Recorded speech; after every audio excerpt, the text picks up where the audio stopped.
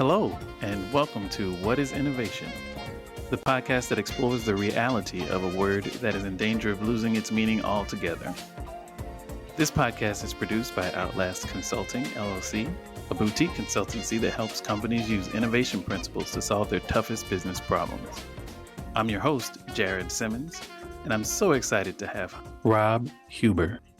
Rob's role as Twishthink's first CSO has been critical to the growth and success of their strategy offerings. With an impressive background in innovation and design, Robert is an expert in generating exceptional long-term value and designing award-winning advanced concepts. Rob's philosophy centers around building a culture of trust and accountability and fostering an environment where teams can thrive and generate meaningful results. His ability to inspire and motivate those around him has made him a respected and valued leader. Rob earned his bachelor's degree in industrial design from the University of Cincinnati. So excited for the conversation with CSO, Chief Strategy Officer at Twisthink, Rob Huber. Rob, thank you so much for agreeing to join us, and let's dive right in if you're up to it. Yeah, great to meet you, Jared. All right, perfect. Let's jump in. What, in your mind, is innovation? Yeah, great question. I think about innovation is focused on being purpose-driven. How do you really create high value that's meaningful to everybody within the broader perspective, holistic view of who those stakeholders are? Purpose-driven. That's so important. There's so many elements woven into that concept of being purpose-driven. And one you touched on immediately, which is stakeholders. Talk to me a bit about when you think about purpose-driven, what stakeholder you have in mind. Yeah, I think it really varies and it can be very scalable. I think of a couple of recent case studies or activities that we're a part of at Twisthink. So we're working with a couple of clients. One is Charity Water, which is a nonprofit organization. Amazing organization focused on clean water to remote villages in Africa. Right. What could be more purposeful than to have clean water to these villages? We got involved because we're all about connecting devices, understanding the data analytics and starting to make sense of that and creating unique value. And so we started working with the stakeholders and understanding that. In the first one, and obviously the highest priority stakeholder is providing clean water, and therefore the predictive nature of these pumps, starting to understand when they might have an issue and how do you proactively solve that and proactively get parts and teams to fix them before you have a major issue.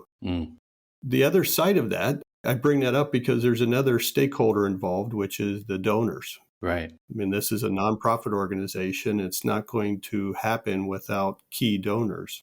Having that connectivity to those pumps, we realized that giving the donors access to that gave them a clarity of the purpose, gave them transparency to how their dollars are being used, and it really helped kind of drive a higher level of donor response as well. So to me, that's just a great example of very different kind of spectrums.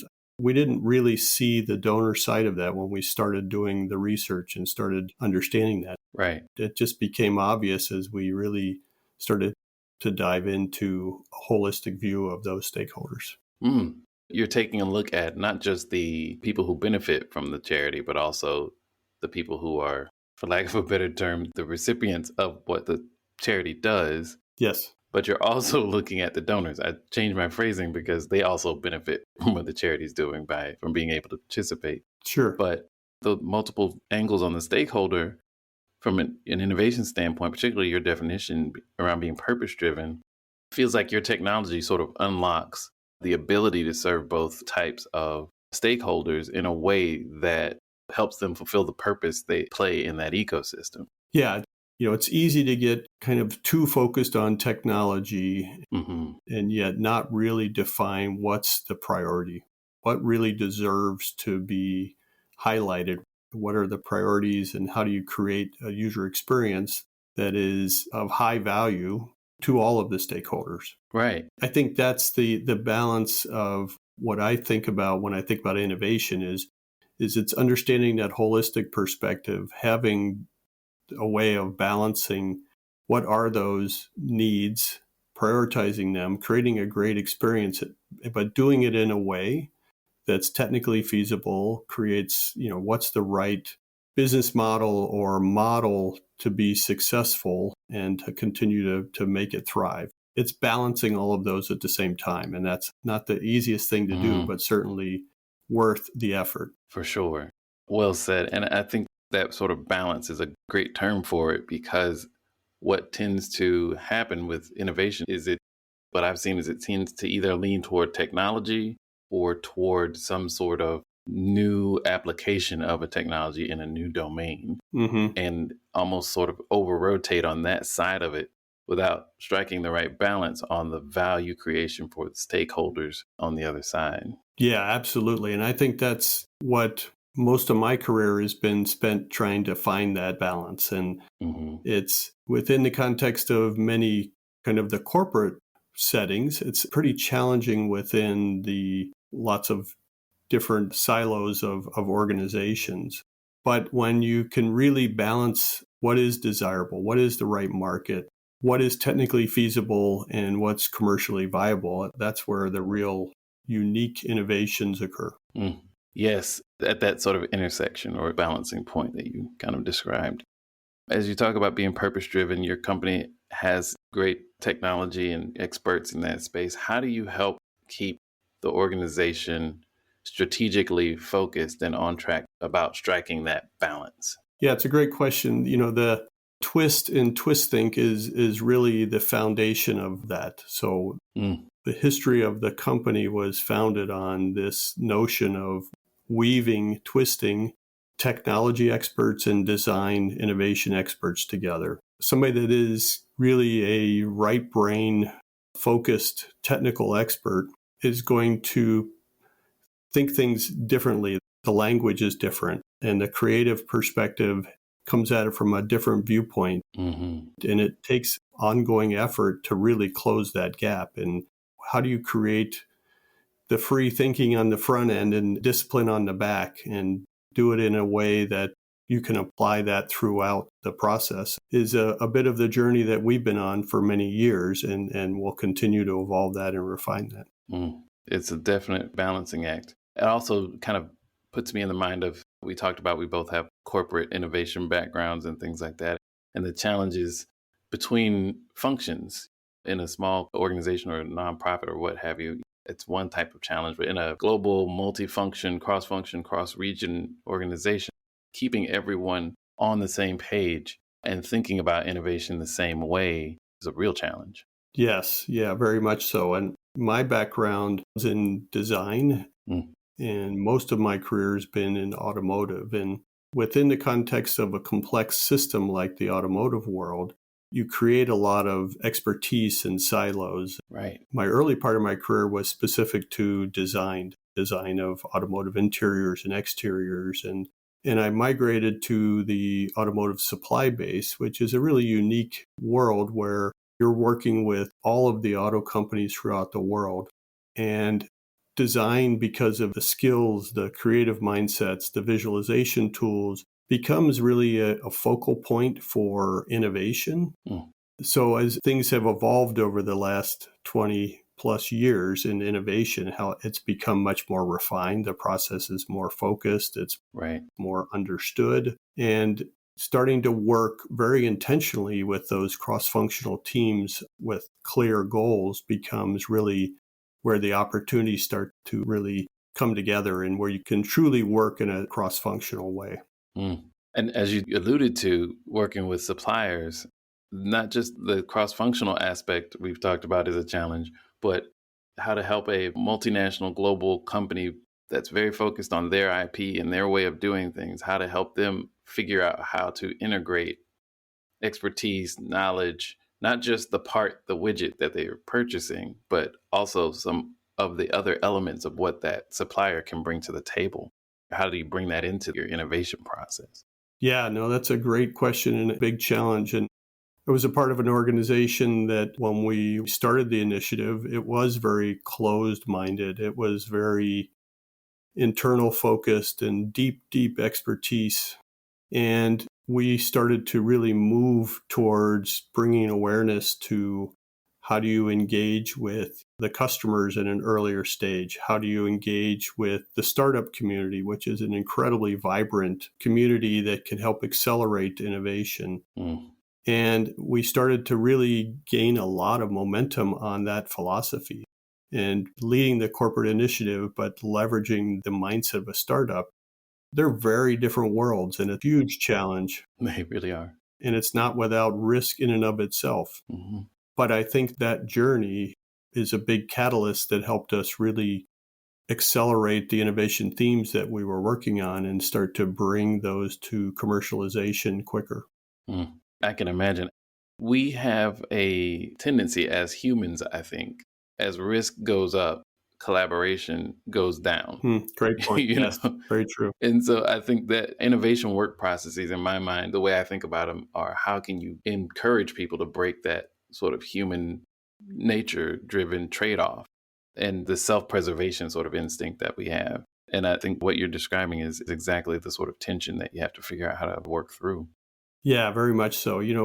Corporations are 100% built to, they're large organizations built to scale and Mm-hmm. to do the same thing over and over again, make it more efficient and grow. And startups are just the opposite. They're built to be nimble and to create something new. And it's really challenging within the context of the corporate world to create disruptive innovation because often it can be, by the nature of the word disruption, it disrupts your current business and potentially could risk that business. Right, right. But the startups don't have that issue. So it's really, how do you find it within the organization a way of bridging that gap? And through a lot of that effort, when I was a part of the corporation, is creating a unique organization that can be that soft landing spot, that can behave like a startup, can speak the language of a startup, can move quickly, fail fast, Mm. and then be the bridge to the corporation. That was a model that was extremely effective. My current role in more of a consultant, we see a lot of that gap, and that's a gap that we're filling Mm-hmm. is how do you work between startups and help to bridge the mindset of a startup and apply that technology and accelerate our clients' needs through their current markets and help them grow. Right, right. That makes a lot of sense. And how does IP play into all of this? That's the part that has always been tricky for me. And how do you encourage collaboration across companies with the infrastructure and the focus around IP being what it is in our modern world? Yeah, great question. Historically, it was people wouldn't even have conversations because of that risk. Right. And I think that's changed over time. I think most companies are open to dialogue and understanding what that relationship could be. And certainly contractually, what are the licensing opportunities? But within the context of collaboratively working together, I believe there's a tremendous opportunity for kind of win-win situations with those startups and the corporate. Mm-hmm. So if you think about a corporation that has a complex system and a startup that has a unique technology, how do you integrate that in a unique and creative way using maybe the startup's IP as a foundation?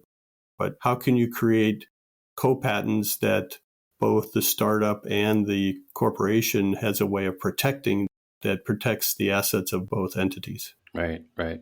It's a lot more than just getting everybody in a room with whiteboards and Post-it notes. Absolutely, yeah. Yeah. I think where the real value is in that co-development opportunity. Mm-hmm. Too much of the engagement between corporates and startups, I believe today, tends to be more transactional. Tends to be, hey, let's do a licensing agreement or we'll make an investment. Right. But the missed opportunity is in that co-development, creating something unique and protectable for the entities, as you mentioned. But there's where you can create unique opportunity and high value. Right. I think that's true in any industry. I think it's even more true today in any sort of consumer driven B2C type environment, because the purpose aspect of your definition of innovation is now growing rapidly in importance to the average consumer. And That's something that a Fortune 50 company, that's a world they can't immediately play in with credibility. Whereas a startup or a smaller organization that might have started with more of a purpose driven focus has the license and the sort of social capital to go explore those areas and deliver that type of value. Yeah, very true. The corporations are always about continuing to grow their current business. It's extremely hard to disrupt and to create something unique. In a startup, as you just said, I mean, to focus on what is their passion, they can move in a way that is all about purpose and passion differently than the corporations will. Yeah. It really is, how do you take the momentum of that startup or the individuals, the founders, and start to apply that and scale it? And again, that's where there's real value for that startup as well as for the corporate. Right, right. I just find that intersection point a fascinating dynamic. And I think there's just so much opportunity to keep continuing to explore that. And how do you really build those unique relationships and opportunities that all can win through that exchange?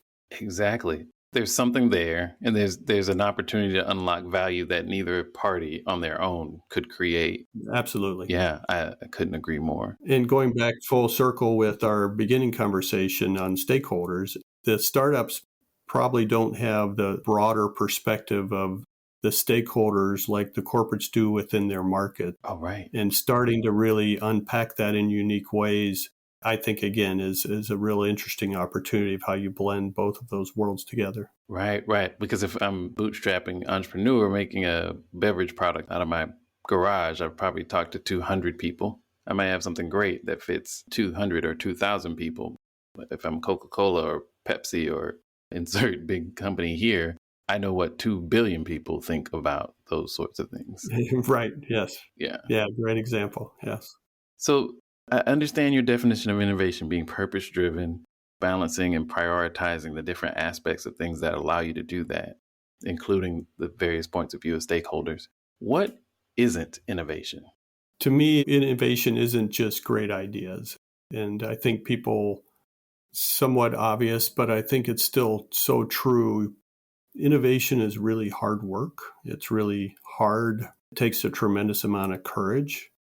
And the creative aspect of it is probably the easier part of the whole journey. Right. Which is hard to wrap your head around if you haven't been through that whole process from start to finish. Yes. Yeah. And, we all have great ideas, and then we see something that comes on the market and we think we had that idea, and that's probably true. And it's probably true of hundreds and thousands of others had the same, but that one individual or one group actually took action and put it into play. And I think that's where the courage and the you got to start kind of mindset is really important. So true. And I think everybody can identify with that moment of seeing something on television and going, "Hey, remember I told you someone should make something like that?" And it's Yes, yeah, yes. and they and thinking that, oh, the only reason I'm not the billionaire is because I didn't put my idea out there.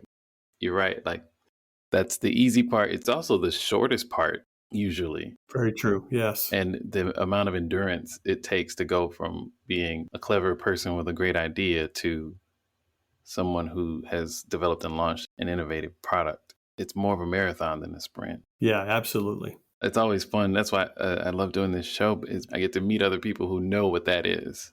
It's not a long list of people who know what it means to have an idea, see it on a post-it on a whiteboard amid 200-300 other ideas, have that idea kind of float to the top, get tested, get evaluated, get checked out across different regions, production figure out how they're going to make it, have the marketing folks figure out how they're going to talk about it, decide if it's financially viable with the finance organization. And 2 to 3 years later, it's on the shelf. Right, right. Seeing that entire arc gives you the perspective to be able to offer the advice you're offering around, innovation isn't just great ideas. There's an entire life that product or service has to live.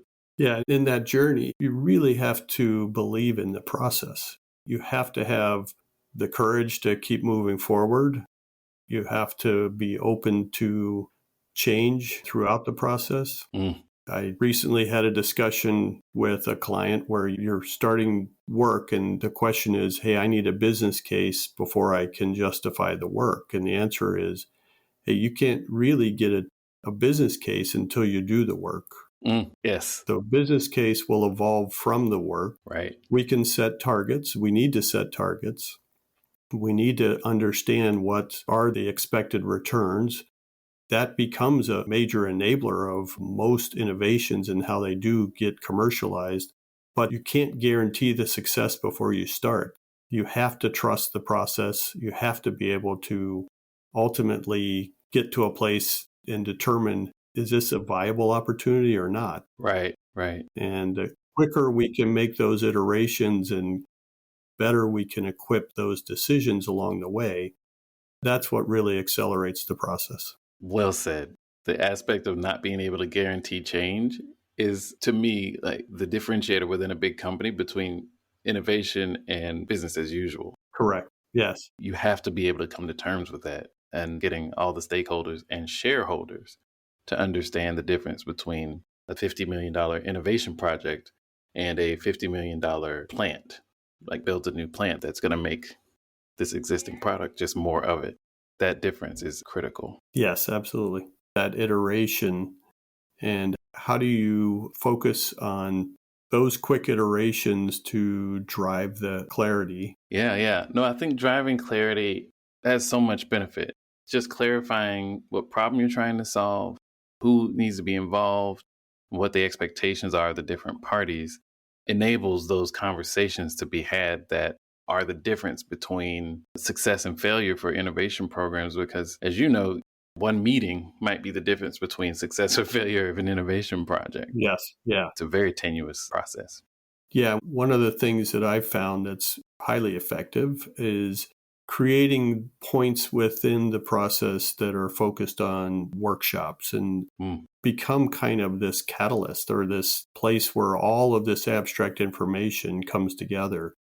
And we've really focused a lot on how do you refine that process? How do you prepare for it? It's not just having a meeting, it's the preparation before the meeting. It's really doing the homework, getting people in a collective journey to experience the information, to go through broadening a discovery phase together, gaining understanding and starting to drive towards decisions together is really an effective part of that process. Mm-hmm. And then spending the time to work through that in a rigorous way and starting to drive solutions that everybody has a voice but you allow for the creativity and the focused innovation leaders to really drive what is unique about that solution and start to then bring it to a place where everybody can respond and react to. Oh, there's so much in just what you just said around how to do that, how to do it well, and how to pace it. How long do you stay in that creative workshop sort of phase before you start to move into more of a delivery mode? Can you do those things in parallel? Is it cyclical? Where do you put those milestones and how do you organize those things? Who's in the room in these workshops? Who's not in the room in these workshops? Yes. What you do has so much nuance and it's so critical. One of the more important things that we've found and success to that is breaking that over 2 days. So if you think about halfway through a workshop, you will almost always have some doubt through the process. Why am I here? This is all too broad. It's too general. We need to move this towards action. So there's always going to be some doubt that occurs through that process. Mm-hmm. And one, people need to be prepared for that or comfortable with that. But what we found is, hey, breaking that up as the first day kind of ends with a little bit of that. And then the team, the kind of cross-functional teams has a dinner together. That's a huge value in the subtleties of building trust. Right. Allowing space for people to process really broad information in a unique way, start to sift through and make those connections. And then the next day becomes where you start to really refine it. You start to go from the broad and start to narrow and start to define what are some of the key themes that emerge That structure is a pretty simple structure, but a really powerful way to manage complexity of that journey. I love simple tools. It doesn't make the work easy, but it makes it easier to think about and organize. Yes. So I love that simple 2-day way of thinking about ensuring success or setting yourself up for success with a workshop. It also brings me back to something else you mentioned about the sort of 20-year history of innovation and open innovation and stage gate work processes and all these things as they've kind of grown up as a thing. 20 years ago, just getting some people together for a brainstorming session was innovation. That's the innovative thing we're going to do. And just even thinking about how workshops have evolved and how those are now just pieces or checkpoints or modules within a broader framework, and the expected output from an innovation process has changed. All that entire evolution you've been able to kind of see across your career. Have you noticed similar things or themes as innovation has kind of grown up? Yeah, for sure. I think the themes are it has changed a lot. And I don't see us ever getting to a point where we have it answered. I think that will continue to evolve. Every time I've kind of looked back 6 months or even a year, I think, boy, I know a whole lot more now than I did then. And I wish I would have known that then. Right. So I see this as just a continuous evolving refinement as industries and the community evolves. And as individuals, we all have a growth mindset and evolve and become more knowledgeable as well. Before I let you go, I want to ask a couple of questions. One is, when you're not twist thinking outside of work, what do your hobbies look like? What keeps you busy? Wow, that's a good question. I spend a lot of time with my family. We have 4 kids, 9 grandkids. Oh, wow. My wife and I spend time visiting them as they're around the country in different locations. So we really enjoy that. We live in a very old house that needs a lot of continuous renovation. And I say that because that's really a bit of our creative outlet together. Yeah. We enjoy that. We get a lot of energy out of the journey of what it could be and then the execution aspect of that. So that's definitely become a bit of a source of creative application. Yeah. Definitely purpose driven for sure. For sure. Yes. Yeah. Great point. That's fantastic. Do you have any advice for innovators that you would want to share? Yeah, a couple of things. Maybe I said it already, but I think it's worth capturing it again, which is everybody has to be comfortable with understanding of feeling uncomfortable, not knowing where you're going. And that expectation, sometimes trying to drive to so much clarity in the beginning that gives people comfort, is really not obtainable. And I think it's got to be somewhat understood that this is a really challenging process. So that's one. I think of just on a practical side, very, very practical. It's complex information. It's about technology. It's about commercial readiness. It's about market understanding. And maybe even more, sometimes just dynamics of relationships and people. I have the fortune of a wonderful wife that helps me process a lot of that. That maybe sounds a little bit unique, but I think in a way, through a lot of conversation with somebody that I trust, I'm able to process. And over my whole career, that's been incredibly helpful. People that you really trust and can work through that at that kind of level, I think is really an important part of the process. Oh, those are great words for innovation and great words for life. I appreciate you sharing that. Rob Huber, Chief Strategy Officer at Twisthink. Innovation is purpose-driven. Thank you so much for your time. It was great to meet you, and I look forward to staying in touch. Great. Thanks so much, Jared. All right. Take care.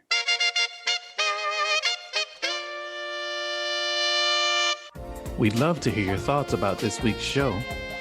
You can drop us a line on Twitter at OutlastLLC, OUTLAST LLC, or follow us on LinkedIn where we're Outlast Consulting. Until next time, keep innovating, whatever that means.